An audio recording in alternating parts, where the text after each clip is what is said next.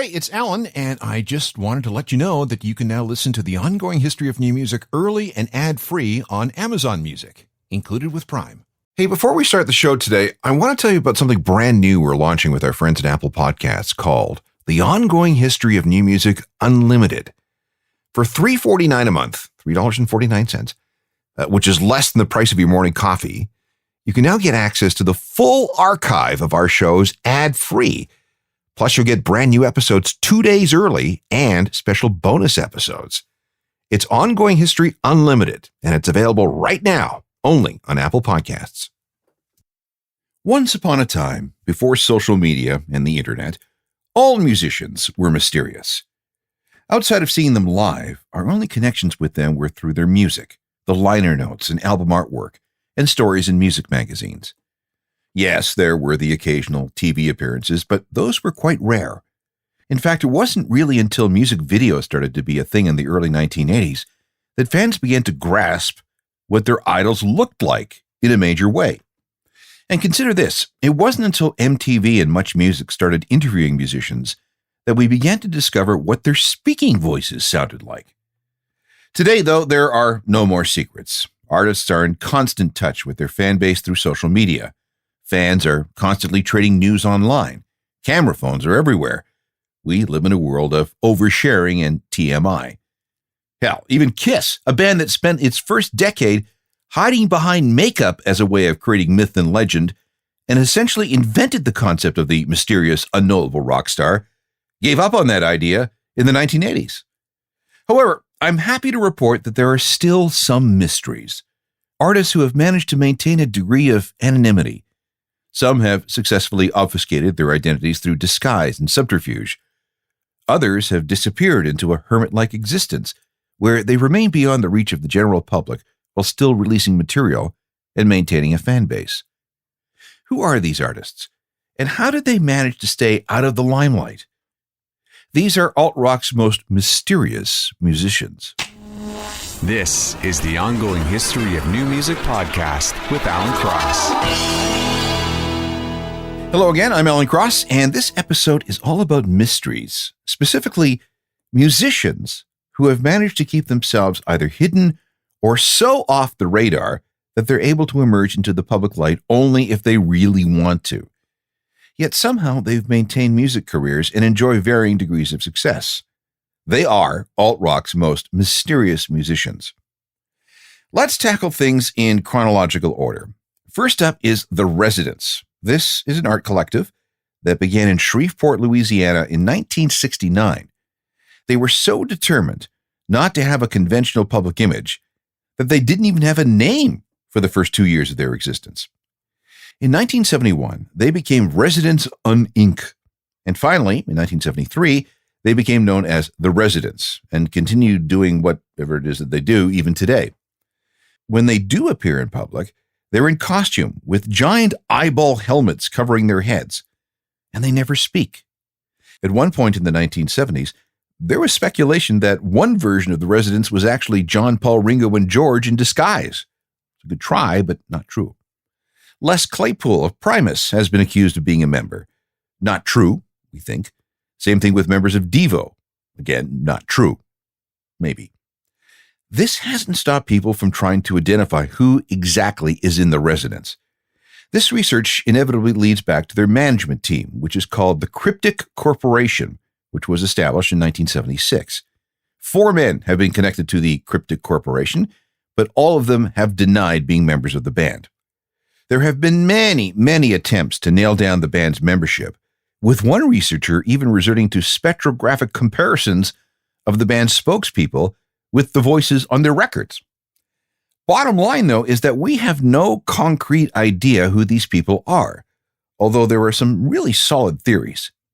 Yet the Residents have released over 60 albums, tons of videos, and a bunch of short films, along with 10 DVDs, 3 CD-ROMs, and have scored a number of movies.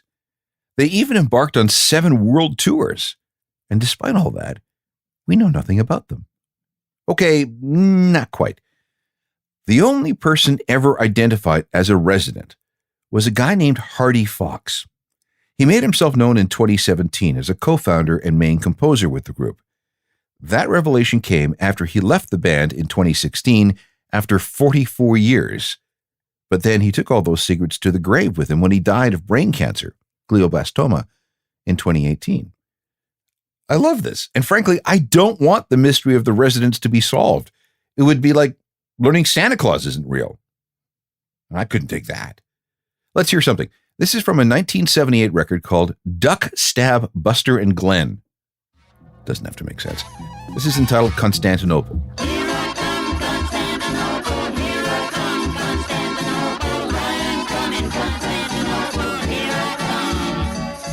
The very weird Residents in Constantinople. Who are they? No idea. Seriously. Next up is someone who is paradoxically very well known, yet we don't know much about her, and that's Kate Bush. Tremendously famous woman who has sold millions of records worldwide. She's been with us since 1978, but she is still very much a mystery. It didn't start that way. She was discovered as a young teenager by Pink Floyd guitarist David Gilmour, who was a family friend. She was signed to a record label, who then let her mature and develop for a few years while she played with her family in an old farmhouse. Part of that time was spent playing pubs when she was 18 with a group called the K.T. Bush Band. Her debut album, The Kick Inside, came out in February 1978 and was an instant success. It became the first album in the UK to feature a female artist as the writer of every track on a million-selling record. A second album followed, and it was supported by a 6-week tour. And then that was it. No more tours. Too exhausting, said Kate. Or maybe it was a fear of flying. Or maybe she was traumatized when one of her roadies was killed in an accident during one of those early concerts. But whatever the case, finding Kate Bush in the wild through the 1980s was extremely rare. There was a charity event in 1982, and another in 1986, and another in 1987. Then, in 1993, she made a few appearances in support of her album The Red Shoes, which came with a short film that she introduced at screenings. And that's when I met her. And boy, it was strange. She agreed to do a live radio show after the screening of The Red Shoes at around 11 o'clock one night. We were ordered to put paper over the studio window so no one could see in. We were also instructed not to approach her, not to talk to her. It was like she was some kind of radioactive porcelain doll. I really caught hell for asking for an autograph, which she graciously gave me, by the way, but I was shuttled away after that. There was another charity event in 2002 before another long absence. It wasn't until she agreed to perform a 22-night residency at the London Hammersmith Apollo starting in late August 2014, 35 years after that first tour, that she returned to the stage. I was there for the last of those shows, and as I sit here, that's been the entirety of her live career.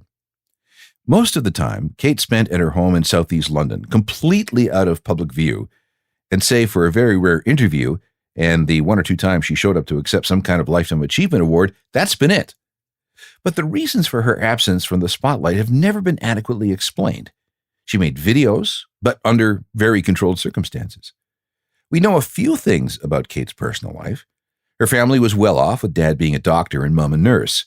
She was raised Catholic, has 2 older brothers. Her first long-term relationship was with Del Palmer, a bass player and recording engineer. That ended in the early 1990s. She's now married to guitarist Danny McIntosh, and they have a son named Bertie. She moved from London to the countryside, first to Berkshire and then to a remote area on the coast near Devon. She insisted on taking her time with her music, always in private, and her family and personal life came first, beyond everything else. Over the decades, she's been portrayed as a reclusive pop star, someone who refuses to play any of the music industry games. Albums come around only occasionally. Kate Bush sightings were like spotting the Loch Ness Monster. Meanwhile, her fan base had both an insatiable thirst for her work, as well as being very protective of their quirky oddball goddess. Few celebrities have had their privacy so well respected by their fans. What's Kate Bush doing now? No idea. All I can tell you is that visitors to that house in southwest England are strongly discouraged.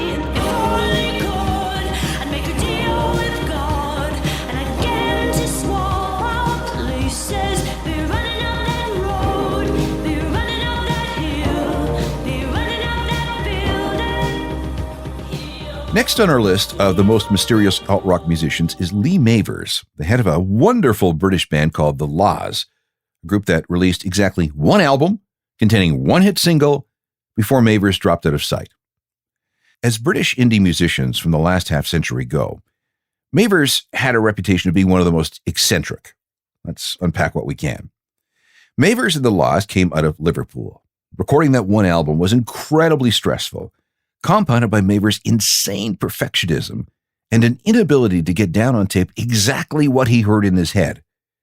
One apocryphal story, well, probably apocryphal, says that Mavers somehow located what he called 60s dust, which is just like it sounds, dust allegedly from the 1960s, and he sprinkled it on his instruments before he started playing. Bandmates grew paranoid about their ability to play because they could never do what Mavers asked them to do. Eventually, after 12 studio sessions, 10 band members, 7 producers, and over £1 million in studio costs, he was forced to release the record on October 1st, 1990, even though he still wasn't happy with what had been recorded. In fact, he was quoted as saying, "I hate it. There is not one good thing I can find to say about it. It's like a snake with a broken back." And with that, he disappeared. Oh, there were rumors and stories. He'd become a painter. He'd got into home decor. He'd become a hopeless heroin addict. He was re-recording and re-recording songs from that album in a Sisyphean attempt to get them right. That he was living in a monastery, where the resident monks had declared him to be the best thing to happen to music since Mozart. There was even a book called A Secret Liverpool, In Search of the Laws. The truth, though, isn't quite like that. Lee has appeared in concert 20 times since 1991. He's rumored to talk to other musicians from time to time. Liam Gallagher is rumored to be a mate. So is Paul Weller. He did dabble in heroin for a while, but recovered from that. And there are unreleased bootleg tracks online if you know where to look. As far as we know, Mavers is living in a Liverpool suburb as a family man, stubbornly unwilling to talk to most every journalist or engage in anything to do with the vile music industry. He is pretty much completely unknowable. So how does he and his family make ends meet? With this one-hit wonder hit, which has been licensed and covered over and over again through the last 3+ decades, earning him a regular 6-figure income year after year. Some call this the perfect pop song and lament that Lee Mavers and The Laws are one of the great lost bands of all time.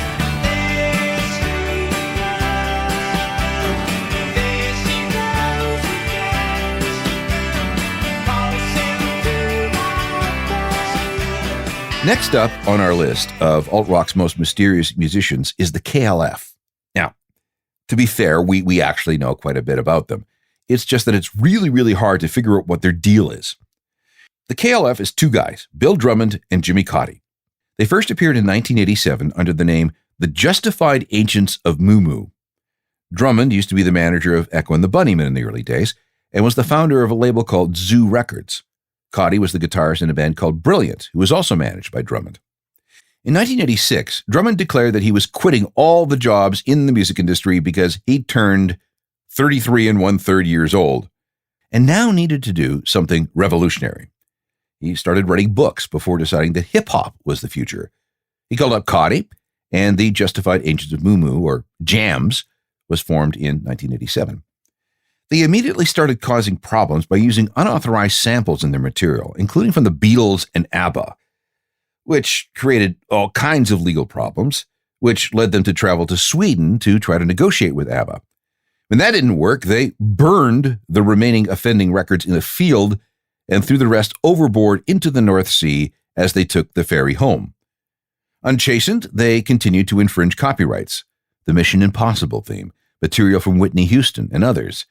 And after a few more months, the jams were brought to an end.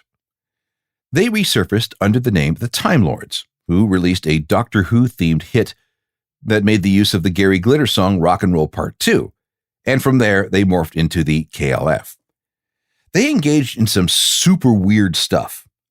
During one performance at a rave in 1989, they threw 1,000 pounds worth of pound notes at the crowd, with each one featuring the message, "Children, we love you." More records followed, largely in the form of 12-inch singles. And in 1991, the KLF was one of the biggest selling singles acts in the world. That gave them license to turn up their game even more. At the 1992 Brit Awards, they planned to dump buckets of blood over the audience and to disembowel a dead sheep on stage. Like I say, we don't know what their deal is. When organizers wouldn't allow that, Drummond said, "Fine, I'll just cut my hand off with an axe on stage." That didn't happen, thankfully. Instead, Drummond showed up with a machine gun and fired blanks over the head of the audience. The sheep, which had already been purchased, was dumped at an after-party. The Best Artist trophy they won that night was later found buried near Stonehenge. That was their grand retirement from the music industry, and they immediately deleted all their records. But they weren't done. In 1993, Drummond and Cotty formed the K Foundation, which mounted some interesting exhibitions. The most famous happened on August 23rd, 1994, when they took whatever money they had left, which was about £1 million, and burned the money in front of the press on the Scottish Isle of Jura. They filmed everything, too. There's more, but let me just leave you with this. Exactly 23 years to the day after they burned all that money, they announced a new plan called the People's Pyramid, using bricks, each containing 23 grams of human ashes. When complete, this pyramid will have a total of 34,592 bricks. If you would like to secure your place in the pyramid, it'll cost you £99 to register. And then, of course, you have to find somebody to send them 23 grams of your ashes after you die. If all that isn't mysterious, it is certainly weird. Here's something from the KLF from when they were selling more singles than just about anyone. I had a copy of this before the KLF deleted everything. There were at least 8 samples in this track, including from the MC5, Kraftwerk, The Doors, and NASA's call of the launch of Apollo 16. To get hype to the rhythm, KLF is the crew you hear, yeah. Design a bomb I just won't fear. Back to react, enough is enough. Let me ask you a question. What time is love? What time is love? The KLF with What Time Is Love, a massive single for them in 1990. There's about 1 million remixes of that, too. Back with more of alt-rock's most mysterious performers in just a sec. This program is all about alt-rock's most mysterious performers. And the fourth guy on my list is considered because we don't know what happened to him. Richie Edwards of the Manic Street Preachers. His fate is one of the great mysteries of all time, period, full stop. What happened to Richie Edwards on February 1st, 1995? Richie was the most extreme member of the Manic Street Preachers. He was also quite disturbed and prone to depression, anorexia, drug use, and bouts of self-mutilation. He was also morbidly fascinated with the last days of Kurt Cobain. But despite several attempts at therapy and rehab and all kinds of support from his bandmates and friends, it was obvious that Richie was in an unstoppable downward spiral. The final trigger seemed to have been the death of his dog on January 14th, 1995. After that, Richie shaved off all his hair and began acting even more strangely than usual, even though he was off alcohol and drugs at that point. On January 31st, he and bandmate James Dean Bradford checked into the London Embassy Hotel on Bayswater Road, which is right across the street from Hyde Park in London. The purpose was to get ready for a promotional trip through North America. At 8:30 that night, James knocked on Richie's door, room 561, and asked if he wanted to go out. Richie politely declined, saying that he was just about to have a bath. He later called his mother to say that he wasn't wild about having to go to America, but at the same time, he understood it was something people in rock bands have to do from time to time. And that was the last anyone heard from him. At 7 a.m. on February 1st, 1995, Richie checked out of the hotel and drove his Vauxhall Cavalier to his home in Cardiff, Wales, where he dropped off some stuff, including his bottle of Prozac. And he also left his passport, which he left right on the desk. As for money, well, for the past 2 weeks, Richie had been withdrawing £200 a day from his bank account, taking out a total of £2,800. What was he using that money for? No idea. It could have been for the U.S. tour, although he talked about buying a new desk for his home. He'd found it in a shop in Cardiff, but he never bought it. On February 7th, a cab driver allegedly picked him up from a hotel in the Welsh city of Newport and drove him around for a bit. The ride cost £68, which the passenger paid in cash. Then, a fan apparently talked to him about a week later at a bus station in the Welsh city of Newport. He was also allegedly seen at a passport office. Ritchie's car was found February 14th at the nearby Austin service station by the Severn Bridge, which is supposedly a favorite spot for those seeking suicide. It had gotten a ticket for illegal parking. 3 days later, it was reported as abandoned. The battery was dead, suggesting that Ritchie had been running the radio or the heater for long periods of time without turning the engine on. There was a receipt and 30 pence in change, showing that he recently crossed the bridge at 2:55 a.m. on February 1st. But that didn't make any sense, since he reportedly checked out of his London hotel room at 7 that morning, and it looked like someone had been living in the car for at least a couple of nights. But that was it. He was gone. There was no body. There were no clues. And worst of all, no motives. Why did Ritchie choose to disappear so completely? Since then, there have been Elvis-like sightings of Ritchie in Goa, India, in the Canary Islands, in London, in Africa. In early 2002, a pair of human feet was discovered downstream from that Severn Bridge, but DNA results proved conclusively that this wasn't Ritchie, or even part of Ritchie. Another theory is that he ended up in Phuket, Thailand, and died in the 2004 tsunami. Still, another theory says that he disappeared to Israel. Another theory is that he took after his uncle, who once disappeared for 10 years before showing up again. Ritchie was apparently fascinated by that story. Is he dead, or has he just dropped out? On November 23, 2008, Ritchie was declared legally dead by his family, having assumed to have taken his own life at that magical and doomed age of, yes, 27. But the bottom line is, nobody knows for sure.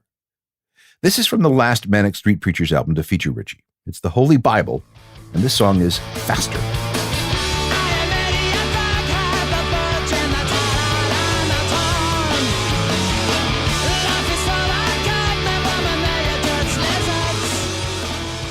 There are few musicians as mysterious or as weird as Jandek, the cult figure and creator of what's known as outsider music from Texas. Jandek is properly mysterious in almost a ghostly sort of way. He'd been releasing super lo-fi, almost unlistenable indie records for years before we learned that his name was Sterling Smith and he was from Houston, Texas. These releases started appearing in 1978 on the Corwood Industries label, which only seemed to have a post office box. Keeping track of Jandek is hard. He's released somewhere around 100 albums and DVDs, sometimes up to 5 a year. None have ever come with any biographical information. Liner notes are almost non-existent.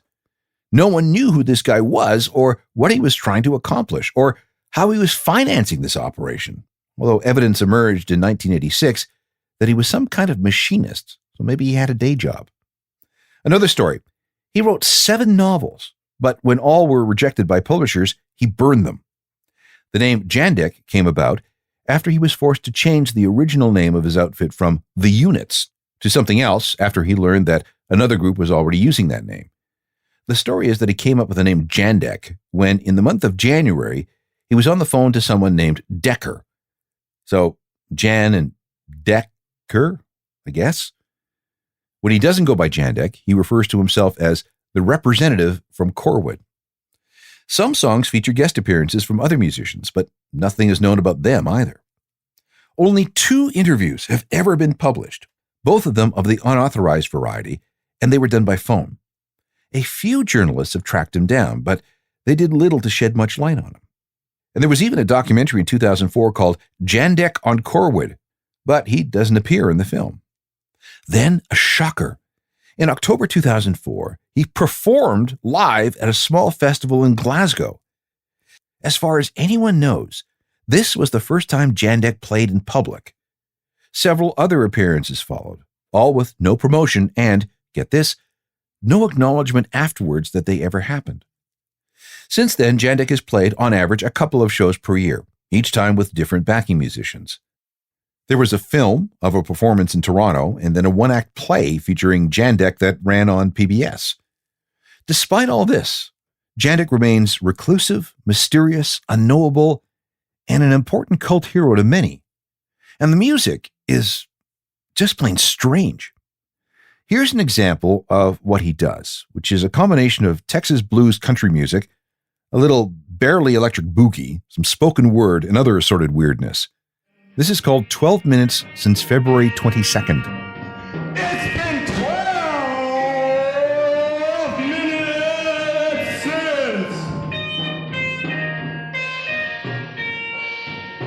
February. Told you Jandek was weird and mysterious. You don't want to listen to his stuff after dark. You may never fall asleep ever again. Now let's try something a little more conventional. Daft Punk. They're very much like the Residents, whom we spoke of earlier, because they never appeared in public without covering their heads. In most cases, Guy Manuel de Homem Christo and Thomas Bangalter have hidden themselves under elaborate helmets inspired by robots. After performing together in a French guitar band called Darlin, Guy and Thomas got into synthesizer and drum machines. When they performed live in the middle and late 1990s, there were no costumes, just them in a DJ booth. Then they started playing with their image. Sometimes they'd appear with black bags over their heads. Other times they brought out Halloween masks. They started to object to photographs and filming. And if they were to be filmed, they wouldn't speak. The robot helmets first started appearing in 2001 and came with matching gloves. The story that they gave to the press was that at 9:09 a.m. on September 9th, 1999, there was an accident involving a sampler in their studio. And when they woke up after what appears to have been an explosion, they realized that they'd been transformed from humans into robots. It's a good story, but just a way to separate their professional lives from their personal ones. I respect that. Each iteration of the helmets became more elaborate. Some had LED effects built in, while others had their own air conditioning units for those really hot gigs. Leather outfits were sometimes added. They brought in capes, too. And even when they appeared on stage to accept their Grammy Awards in 2014, they had someone else do the talking. It's cool. And the disguise obviously worked extremely well for them throughout their career. And since their breakup in early 2021, they vanished. Although for all we know, those two guys sitting next to you on the bus could be Daft Punk.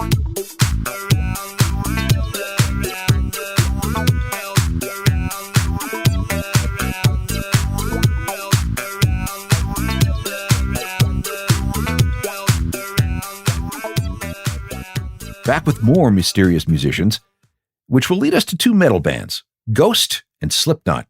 Hang on. This is a program on some of rock's most mysterious musicians.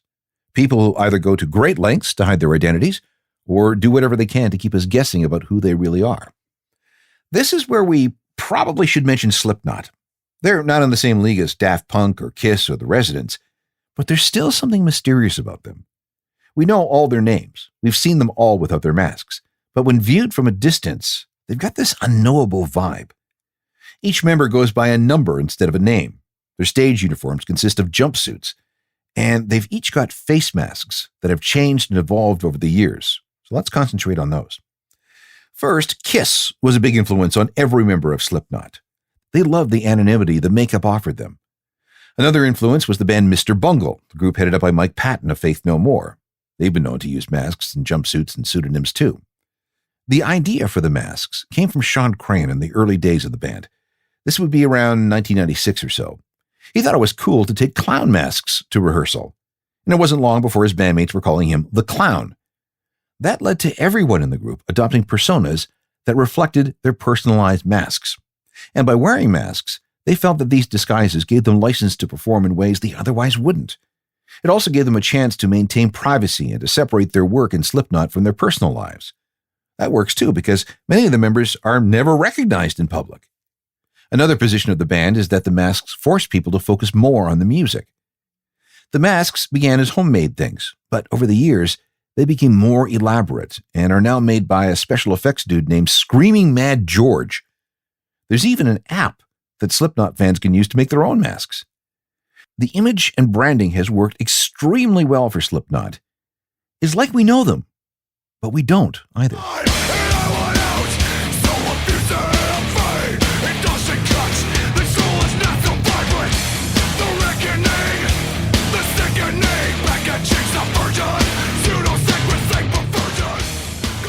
There are a bunch of other performers who try to maintain an aura of mystery about them by concealing their identity with masks. There's Buckethead, the guitarist who wears a KFC bucket on his head, with a plain, white, expressionless mask. Mushroomhead is a Cleveland band who uses masks and costumes. Insane Clown Posse has their Kiss-like makeup. Mudvayne uses a lot of face and body paint and masks and uniforms. And the champions of this have to be Gwar, with their elaborate characters and alien costumes. All right, who else? Well, there's Burial. For years, this electronic musician from London released music completely anonymously until he was outed by one of the British newspapers. Q Lazarus is a musician who has contributed music to many different movies, including the films of Jonathan Demme. She pretty much disappeared in 1996 and didn't collect royalties for years. That's how far gone she was. Last anyone heard, she had been tracked down driving a bus on Staten Island. And we have to give props to Space. This was a French band for the 1970s who had a thing for wearing astronaut helmets and suits on stage to hide who they were. The guys in Daft Punk were fans. What a surprise. But let's finish up with Ghost. There are a number of bands with that name, but in this case, I mean the Swedish metal group who were once referred to as Ghost BC in the US to keep them from getting confused with someone else. Papa Emeritus is up front, while all the nameless ghouls appear in pretty much identical costumes and face masks. In fact, the lineup is listed as Papa Emeritus 4 and a group of nameless ghouls, one of whom may or may not have temporarily included Dave Grohl. Papa Emeritus' character has gone through 5 iterations so far, each looking like some demonic version of a pope or a cardinal that worships Satan instead of anything resembling Christian deities. There are special symbols and vestments, references to alchemy and the ancient elements of fire, water, wind, and earth. Oh, and ether, too, for some reason. With the exception of a couple of slips and revelations, everybody is completely anonymous.